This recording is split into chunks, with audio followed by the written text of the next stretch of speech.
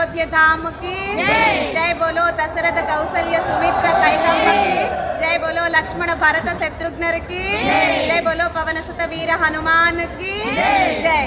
ఇప్పుడు మనం ఏ ఆస్థానంలో ఉన్నాము అంటే అయోధ్య మా నగరంలో ఉన్నాము.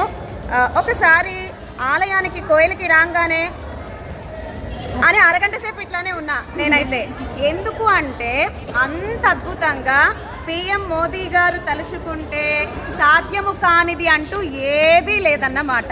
అంత అద్భుతంగా ఇంత కట్టడాలు అసలు మనం ఎక్కడా చూడాల.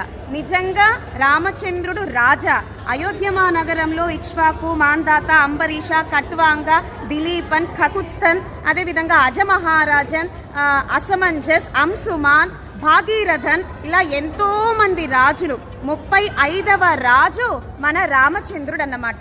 అలా 35 రాజులు పరిపాలించిన రాజ్యం అయోధ్య మా నగరం. కనుక మన రామచంద్రుడికి ఇప్పటి వరకు ఒక చిన్ని టెంట్లో వేంచేస్తున్నాడు మన రామలల్లా.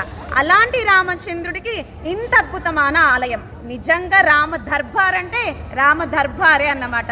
నభూతో న భవిష్యత్. మన కళ్ళు ఉన్నందుకు ప్రయోజనం రామచంద్రుడికి రామలల్లాని సేవించడం, నేత్రాలు ఉన్నందుకు ప్రయోజనం. అందులో మేము సాయంత్రం సమయంలో వచ్చాము. అంత లైటింగ్ అన్నమాట. మనకి ఇలా స్టెప్స్ ఉంటాయి, పైన చూస్తే 5 ప్రాకారాలుగా ఉంటాయి. రామలల్లాని సేవించి బయటకు వచ్చిన తర్వాత చుట్టూత దర్శిస్తే అద్భుతమైన రామాయణము. మన రామచంద్రుడు సూర్యవంశంలో అవతరించాడు. అందుకుగా సూర్యుని వేంచేసి ఉన్నాడు. సూర్యవంశ తిలకుడు కదా రామచంద్రుడు.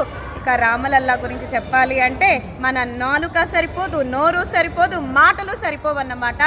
గ్రీన్ కలర్ వస్త్రాన్ని ధరించాడు.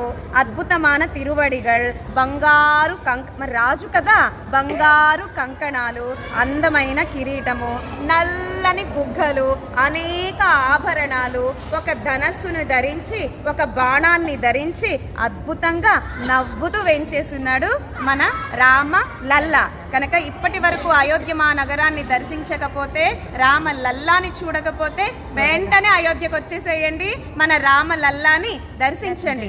అంత అద్భుతంగా ఉంది సన్నిధానం. సన్నిధానం ఒక ఎత్తైతే లోపల రామచంద్రుడు ఇంకా అద్భుతం అన్నమాట. 2 కళ్ళు సరిపోవు. నిజంగా మనము యుపిలోనే ఉన్నామా, వైకుంఠంలో ఉన్నామా, అయోధ్యలో ఉన్నామా, ఆ అపరాజిత త్రిభాద్విభూతి అయిన శ్రీవైకుంఠంలో ఉన్నామా?